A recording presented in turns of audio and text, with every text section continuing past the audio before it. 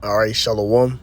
First and foremost, as always, want to give all the praises, honor, and glory unto the Most High and His only begotten Son. Call Halayim La Yahweh Bahashem Yahweh Shai Bahashem Rakak Wadash. Double honors to the apostles and elders of Great Millstone who root and teach well. Wa Barakathum unto the hopeful elect.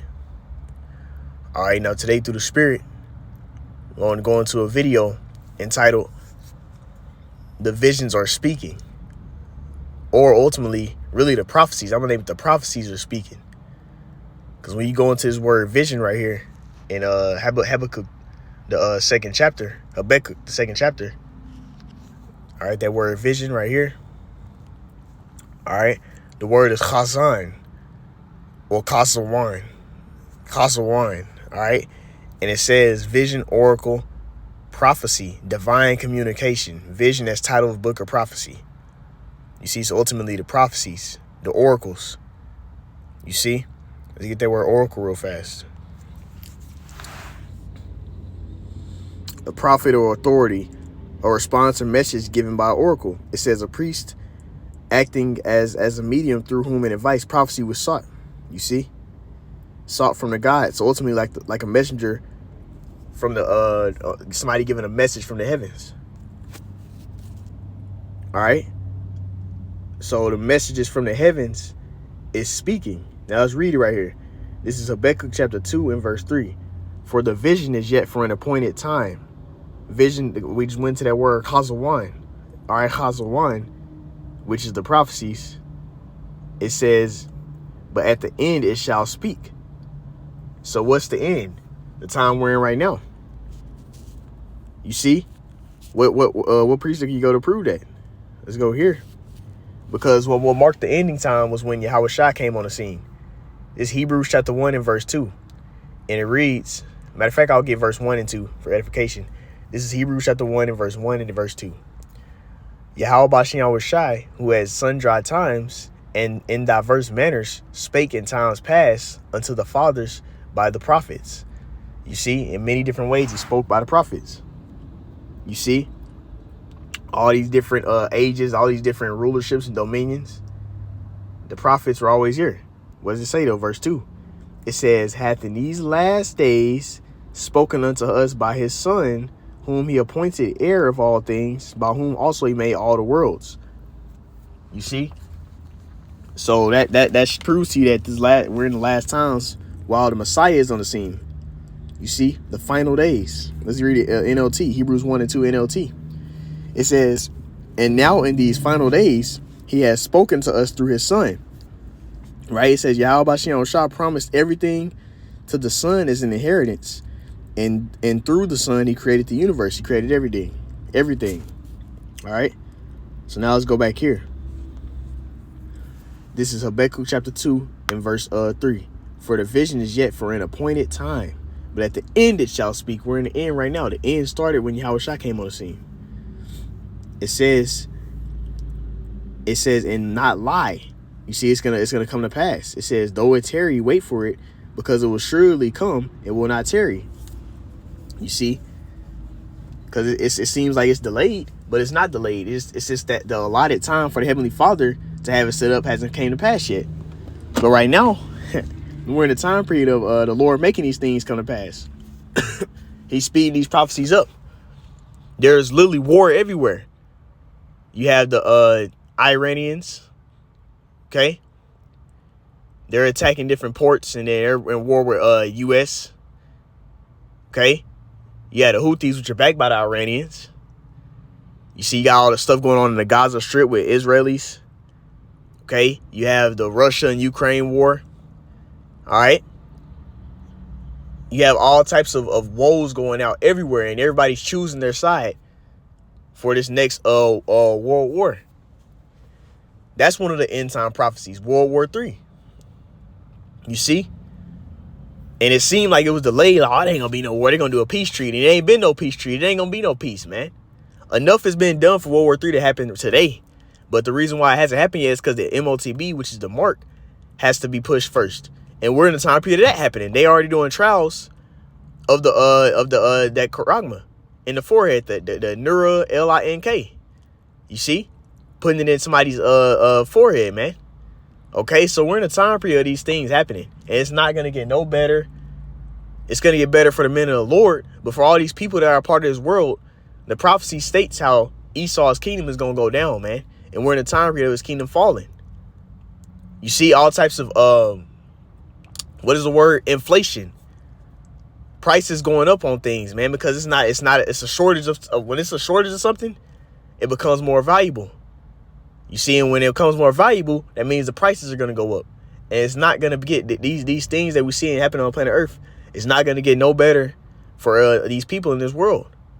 Stuff is going to get more expensive because they're attacking a lot of the ports over there, man. We already seen the Houthi situation, and that's not even just the only thing. These wars are expensive. So when war happens, that's when all the economy and all the stuff goes to the people in war to help aid that war. Billions of dollars. You see? So that's gonna happen. The money is gonna it's not gonna have no effect, no buying power soon, because they're gonna bring out the charagma. But we're in a time period of all these things happening, man. All right, let's get that word speak. It says in the end it shall speak. Let's get that word speak real fast. Edification. Because that's what's happening. The prophecies are speaking. Right? This word, Strong's H6314, Pawah. Yep, wait, let me see. Oh, Pawach. Pawach. All right, Pawach. Okay? Yep, Pawach. And it says to breathe, to blow, to exhale, to excite, to inflame. You see? So it's igniting. Let's come down here. To kindle. You see? To utter. So to kindle, to make, ultimately, let's get that word kindle real quick. It's happening. The Lord's prophecies are being roused. See, let's look at definition 2, roused as a verb, because verb is an action word. So the action of the word pawah, which is speak. You see, it's to kindle. Now the prophecies are being kindled. You see? And that's the time period we're in. We're in the end times. That's why we can name all those things I just named that's coming to pass. Matter of fact, let's get a precept on this real quick in 2 Ezra 16. All right. Let me see. I want to get that word kindled. It's a precept where it says actually kindled. Oh, here we go. This is 2 Ezra 16 and 14. Behold, the plagues are sent and shall not return again. They come upon the earth. You see? Now, a lot of times when the scriptures speak on the heavens or it speaks on the earth, it's speaking about the rulers of it, the inhabitants, right? And the rulers of this earth right now, the earth is given to the hand of the wicked, Esau, Edom. You see? And that's who has the dominion of the planet Earth. His main head nation, his main headquarters, you know, well, the main nation of NATO is Babylon the Great.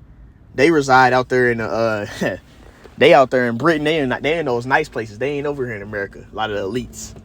But when you talk about like the main headquarters of this NATO and the EU, it's America, Babylon the Great. Like the top nation on the planet Earth is America. And that's the main place the plagues are going to be at. That's the place all the nations follow. Right? Let's get 15. It says, the fire is kindled, and it shall not be put out till it consume the foundation of the earth. You see? So what are these different plagues? What are these plagues coming in the form as? Different sicknesses. You go on the news. I saw like 2 new plagues. That they talking about. That's in the earth right now. Which really ultimately Esau is creating a lot of these things. But these different plagues are here, man. Sicknesses. You see? And we know that that's going to be another outlet how they're going to bring out the charagma as well. And then you got all these immigrants over here, which is going to lead to the insurrections amongst the people. Sedition among men. All right? A lot of people, they don't agree with these immigrants. Like, a lot of them are not really immigrants. They're not really coming from South America. They're coming from the Middle East and other places. And they're trying to infiltrate America. So a lot of people, they don't agree with them allowing the people to be come through the border. You see? But ultimately, we know that according to prophecy, the Lord is allowing this to happen because it's going to push forward prophecy. And the prophecies are what? Being kindled right now. The fire is kindled. The destruction is here, man.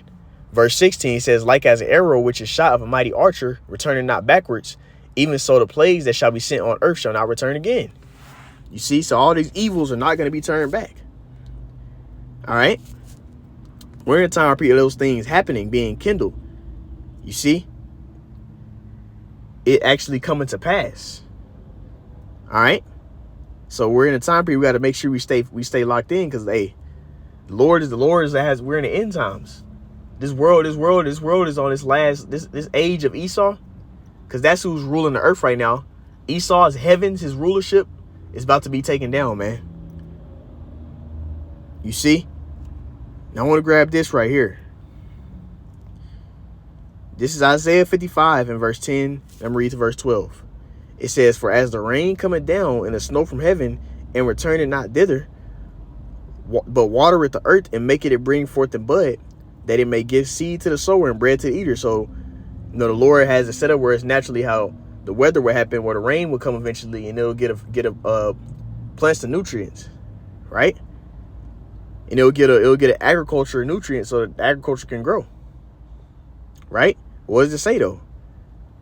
So the Lord is giving that as an analogy, as an example in Isaiah. He revealed to Isaiah. Verse 11 says, so shall my word be that goeth forth out of my mouth. It shall not return unto me void. So it's gonna always come to pass what it's meant to come to pass. Like all the Lord's words are gonna actually play out. It says, but it shall accomplish that which I please, and it shall prosper the thing whereto I sent it. So that's how the Lord's word is. That all the Lord's words are gonna come to pass. You see?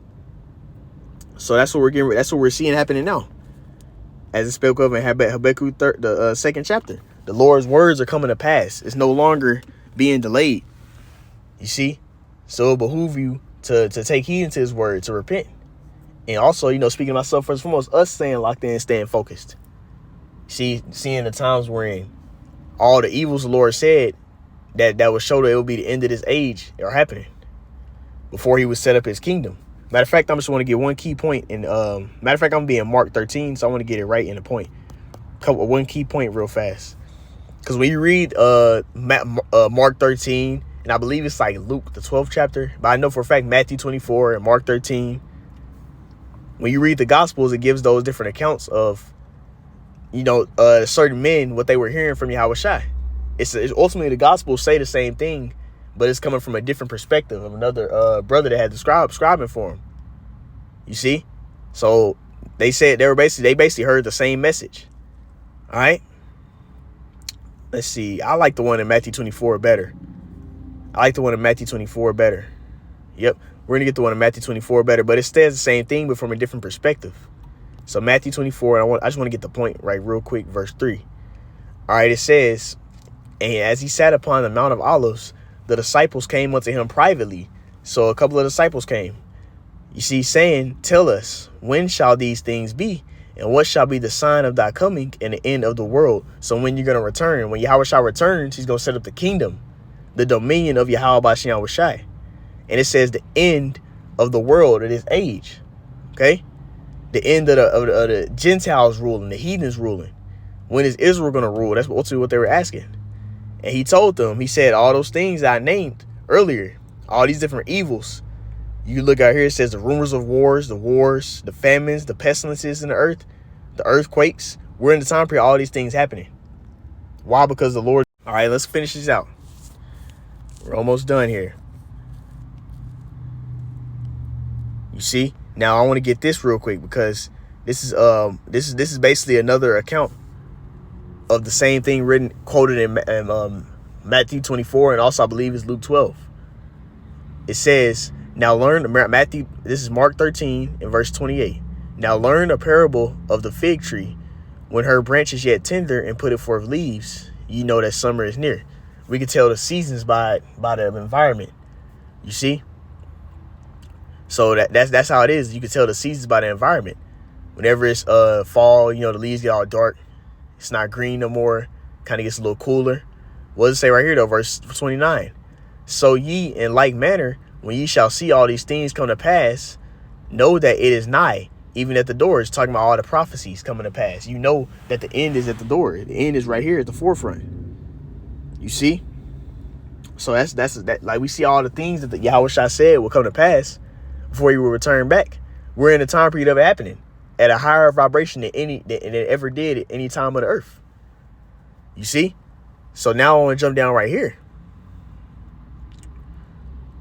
So, okay. Yep, right here. Let's come down here. Yep. This is Mark 13 and 33. We're jumping down a little bit. It says, take ye heed, watch and pray, for ye know not when the time is. So we don't know the exact date, but we know we're in the season of Yahweh Shah returning because of the prophecies.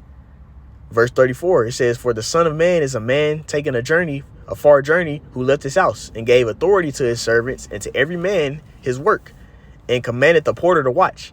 So just like you got assigned the job assignment and your boss leave and say, I want this done when I come back. Or your parents tell you to make sure this house is clean before I come back. They're not just sitting there watching you the whole time. They're expecting you to have it done by the time they return back. That's what it's giving an example of. Verse 35. Watch thee therefore, for you know not when the master of the house cometh, at even or at midnight, or at the cock crowing, or in the morning. So we don't know exactly the exact date when Yahweh Shah is going to return, but we know the season. He told us what to do before he comes back, and to have it done, to have his truth, to be prophesying, to be teaching his word. You see, applying his word the best way we can to our lives, being brotherly. He told us the things to do. Don't take the charagma to see him. All right. But what does it say? Verse 36, it says, lest coming suddenly he find you sleeping, and what I say unto you, I say unto all, watch. You see? So we got to watch for him. We got to watch for these prophecies, man, because we're in a time period of them coming to pass. All right, let's go here. This is Ezekiel chapter 12 and verse 26. It says, again, the word of Yahweh Bashem Shai came to me saying. Now, our people have always had a history of being stiff-necked and not wanting to listen when the prophets would come and speak to them, or when the Lord will reveal things to them by the prophets. Salakia. Matter of fact, I had a precept on that real quick. Skip root 2 in the first verse.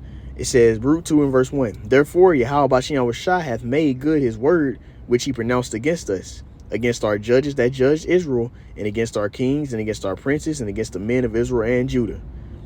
You see, he pronounced it through, he made his word. You see, he made it come to pass that he spoke of. You see, now who does he speak his word through? His prophets. Let's go here. Verse 2, it says, to bring upon us great plagues, such as never happened under the whole heaven, as it came to pass in Jerusalem. You see, it says, according to the things that are written in the law of Moses. You see, and no nation got done like how Israel got done. And it said to bring upon us plagues that was written. You see, prophets go into the scriptures and speak the things that's written. All right. Now let's go here. This is Ezekiel 12 and 27. Son of man, behold, they of the house of Israel say, the vision that he seeth is for many days to come. And he that prophesied of the times that are for whoops, Salakia, let's read again. Got too excited. Ezekiel chapter 12 and verse 27. Son of man, behold, they of the house of Israel say, the vision that he seeth is for many days to come, and he prophesied of the times that are far off. He's saying stuff that ain't gonna happen for years later, 50 years. I've been told that before. That's gonna be way years ahead. But now we're in a time period of it's coming to pass. It's on the news, man. And I just came into the truth. Imagine how much more our teachers, our elders and apostles, their teachers, what people were saying. So this came to pass again. No new thing is under the sun.